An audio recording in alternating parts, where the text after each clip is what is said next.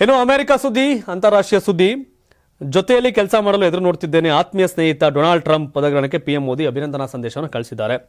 ಅಮೆರಿಕದ 47ನೇ ಅಧ್ಯಕ್ಷರಾಗಿ Donald Trump ನಿನ್ನೆ ಭಾರತೀಯ ಕಾಲಮಾನ ರಾತ್ರಿ 19:30 ವೇಳೆಗೆ ಪ್ರಮಾಣ ವಚನ ಸ್ವೀಕರಿಸಿದರು. ಪ್ರಧಾನಿ ನರೇಂದ್ರ ಮೋದಿ ಅಮೆರಿಕದ ನೂತನ ಅಧ್ಯಕ್ಷ ಡೊನಾಲ್ಡ್ ಟ್ರಂಪ್ಗೆ ಅಭಿನಂದನೆ ಸಲ್ಲಿಸಿದ್ದಾರೆ. ಟ್ವೀಟ್ ಮಾಡಿರುವ ಪ್ರಧಾನಿ ಮೋದಿ, ಟ್ರಂಪ್ ಅವರ 2ನೇ ಅವಧಿಯ ಆಡಳಿತ ಯಶಸ್ವಿಯಾಗಲೆಂದು ಶುಭ ಹಾರೈಸಿದ್ದಾರೆ. ನಮ್ಮ ಎರಡೂ ದೇಶಗಳಿಗೆ ಪ್ರಯೋಜನವನ್ನು ನೀಡಲು ಮತ್ತು ಜಗತ್ತಿಗೆ ಉತ್ತಮ ಭವಿಷ್ಯವನ್ನು ರೂಪಿಸಲು ಮತ್ತೊಮ್ಮೆ ನಿಕಟವಾಗಿ ಒಟ್ಟಾಗಿ ಕೆಲಸ ಮಾಡಲು ನಾನು ಎದುರು ನೋಡ್ತಿದ್ದೇನೆ ಅಂತ ಪ್ರಧಾನಿ ಮೋದಿ ಎಕ್ಸ್ನಲ್ಲಿ ಪೋಸ್ಟ್ ಮಾಡಿದ್ದಾರೆ. ಟ್ರಂಪ್ ಪದಗ್ರಹಣ ಸಮಾರಂಭದಲ್ಲಿ ಪ್ರಧಾನಿ ಮೋದಿ ಭಾಗವಹಿಸಿರಲಿಲ್ಲ, ಆದರೆ ಅವರು ವಿದೇಶಾಂಗ ಸಚಿವ ಜೈಶಂಕರ್ ಅವರನ್ನ ತಮ್ಮ ವಿಶೇಷ ರಾಯಭಾರಿಯಾಗಿ ಕಾರ್ಯಕ್ರಮಕ್ಕೆ ಕಳಿಸಿದ್ರು. ಇಂದು ವಾಷಿಂಗ್ಟನ್ ಡಿಸಿಯಲ್ಲಿ ನಡೆದ ಅಮೆರಿಕದ 47ನೇ ಅಧ್ಯಕ್ಷರ ಪ್ರಮಾಣ ವಚನ ಸ್ವೀಕಾರ ಕಾರ್ಯಕ್ರಮದಲ್ಲಿ ವಿದೇಶಾಂಗ ಸಚಿವರಾಗಿ ಮತ್ತು ಪ್ರಧಾನಿಯವರ ವಿಶೇಷ ರಾಯಭಾರಿಯಾಗಿ ಭಾರತವನ್ನು ಪ್ರತಿನಿಧಿಸುವ ಸೌಭಾಗ್ಯ ಸಿಕ್ಕಿದೆ ಅಂತ ಎಕ್ಸಲ್ಲಿ ಜೈಶಂಕರ್ ಹಾಕೊಂಡಿದ್ರು. ಇನ್ನೊಂದು ಕಡೆ ಟ್ರಂಪ್ ಅಧಿಕಾರಕ್ಕೆ ಬರ್ತಿದ್ದಂತೆ ರೂಲ್ಸ್ ಕಠಿಣ ಆಗ್ತಾ ಇದೆ. ದಕ್ಷಿಣ ಗಡಿಯಲ್ಲಿ ತುರ್ತು ಪರಿಸ್ಥಿತಿಯನ್ನು ಘೋಷಣೆ ಮಾಡಿ ಅಕ್ರಮ ನುಸುಳುಕೋರರಿಗೆ ಬಾಗಿಲನ್ನು ಬಂದ್ ಮಾಡಿದ್ದಾರೆ. ಅಮೆರಿಕ ಅಧ್ಯಕ್ಷರಾಗಿ ಅಧಿಕಾರ ವಹಿಸಿಕೊಂಡ ಬೆನ್ನಲ್ಲೇ ಡೊನಾಲ್ಡ್ ಟ್ರಂಪ್ ನಿರೀಕ್ಷೆಯಂತೆಯೇ ಮಹತ್ವದ ಘೋಷಣೆಗಳನ್ನ ಪ್ರಕಟ ಮಾಡಿದ್ದಾರೆ. ಅಧ್ಯಕ್ಷರಾಗಿ ಪದಗ್ರಹಣ ಮಾಡಿದ ನಂತರ ಸಭೆಯನ್ನು ಉದ್ದೇಶಿಸಿ ಮಾತನಾಡಿದ ಡೊನಾಲ್ಡ್ ಟ್ರಂಪ್ ದಕ್ಷಿಣ ಗಡಿಯಲ್ಲಿ ತುರ್ತು ಪರಿಸ್ಥಿತಿಯನ್ನು ಘೋಷಿಸಿದ್ದಾರೆ. ಮೆಕ್ಸಿಕೋ ಅಮೆರಿಕ ಗಡಿ ಭಾಗದಲ್ಲಿ ಅಮೆರಿಕ ಸೇನೆಯನ್ನು ನಿಯೋಜನೆ ಮಾಡಲಾಗಿದ್ದು, ಈ ಮೂಲಕ ಅಕ್ರಮ ನುಸುಳುಕೋರರಿಗೆ ಬಾಗಿಲು ಬಂದಾಗಲಿದೆ. ಈಗಾಗಲೇ ಅಮೆರಿಕ ಪ್ರವೇಶಿಸಿರುವ ಅಕ್ರಮ ನುಸುಳುಕೋರರನ್ನ ಹೊರ ಹಾಕ್ತೇವೆ, ಮೆಕ್ಸಿಕೋ ಗಡಿಯಲ್ಲಿ ಗೋಡೆ ನಿರ್ಮಿಸುವ ಕೆಲಸ ನಡೆಯಲಿದೆ ಅಂತ ಘೋಷಿಸಿದ್ದಾರೆ. ಅಮೆರಿಕ ಸೇನೆಯನ್ನು ಬಲಪಡಿಸುವುದು ನಮ್ಮ ಗುರಿ, 2017ರಂತೆ ಜಗತ್ತಿನ ಬಲಿಷ್ಠ ಸೇನೆಯನ್ನು ನಿರ್ಮಿಸುತ್ತೇವೆ ಅಂತ ಟ್ರಂಪ್ ಇದೇ ವೇಳೆ ಹೇಳಿದ್ದಾರೆ. ಇದೇ ವೇಳೆ ಸರ್ಕಾರದ ಪಾರದರ್ಶಕತೆಗಾಗಿ ಇಲಾಖೆಯನ್ನು ಸ್ಥಾಪಿಸುತ್ತೇವೆ, ಭಯೋತ್ಪಾದನೆಯನ್ನು ಮಟ್ಟ ಹಾಕ್ತೇವೆ ಅಂತ ಟ್ರಂಪ್ ತಿಳಿಸಿದ್ದಾರೆ.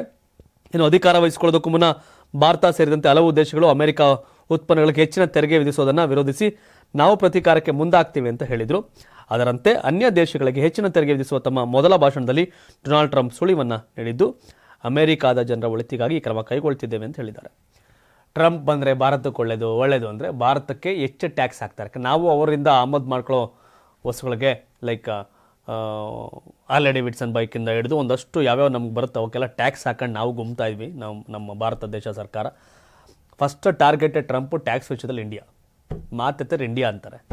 ಹಾಗಾಗಿ ವಲಸೆ ನೀತಿ ಆಚೆ ಈಚೆ ಎಲ್ಲವೂ ಕೆಲಸ, ಅಲ್ಲಿವರೆಗೆ ಕೆಲಸ, ಈ ಥರದ್ದೆಲ್ಲ ಸಿದ್ಧಾಂತಗಳಿದೆ. ಹಾಗಾಗಿ ನಮ್ಮವ್ರಿಗೂ ಸ್ವಲ್ಪ ತೊಂದರೆ ಆಗ್ಬೋದು. ಆದರೆ ನಮ್ಮವ್ರು ಟ್ಯಾಲೆಂಟ್ ಇದ್ದಾರೆ. ನಮ್ಮವರು ಅಮೇರಿಕಾಗೇನೋ ಗುಡ್ಸೋಕೋ ಒರ್ಸೋಕೋ ಹೋಗಿಲ್ಲ, ಇಲ್ಲಿಂದ ನಮ್ಮ ಟ್ಯಾಲೆಂಟನ್ನು ಅಲ್ಲಿಗೆ ಕಳಿಸಿದ್ದೀವಿ, ಟ್ಯಾಲೆಂಟ್ಗಳನ್ನ. ಹಾಗಾಗಿ ಅಮೇರಿಕಾದಲ್ಲಿ ಟ್ಯಾಲೆಂಟ್ ಮೇಲೆ ಯಾರೋಗಿ ಸೆಟ್ಲ್ ಆಗಿದ್ದಾರೆ, ಅವ್ರಿಗೇನು ಸಮಸ್ಯೆ ಇಲ್ಲ ಅಂತ ಹೇಳ್ಬೋದು.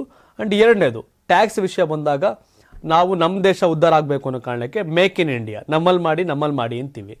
ಅಲ್ಲಿಂದ ಬರೋಕ್ಕೆ ಜಾಸ್ತಿ ಟ್ಯಾಕ್ಸ್ ಹಾಕ್ತೀವಿ. ಅದು ನಮ್ಮ ಒಳ್ಳೆತನಕ್ಕೆ ನಾವು ಟ್ಯಾಕ್ಸ್ ಹಾಕ್ತೀವಿ ಈ ದೇಶದಿಂದ ಬರೋ ವಸ್ತುಗಳಿಗೆ.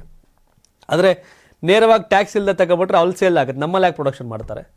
ಹಾಗಾಗಿ ಟ್ರಂಪ್ ವರ್ಸಸ್ ಮೋದಿ ಆಟಗಳು ನಡೀತವೆ. ಬಟ್ ಟ್ರಂಪ್ ಒಂದು ಸ್ವಲ್ಪ ಬೇರೆ ಕಾರಣಕ್ಕೆ ನಮ್ಮ ಪರವಾಗಿ ನಿಲ್ಬೋದೇನೋ. ಬಟ್ ಟ್ಯಾಕ್ಸ್ ವಿಷಯದಲ್ಲಿ ಬಂದಾಗ ಭಾರತದ ವಿರುದ್ಧವಾಗಿ ಟ್ರಂಪ್ ಇದ್ದಾರೆ. ತಾವೇನು ಹೇಳ್ತೀವಿ ಟ್ರಂಪ್ ಬಗ್ಗೆ? 84ರಿಂದ 50 kg ಬಂದೆ, ಆಮೇಲೂ ಸಣ್ಣಗೆ ಫಿಟ್ ಆಗಿದ್ದೀನಿ. ಅದಕ್ಕೆ ನಾನು ಯೂಸ್ ಮಾಡ್ತಾ ಇರೋದು ಜೀನಿ ಸ್ಲಿಮ್.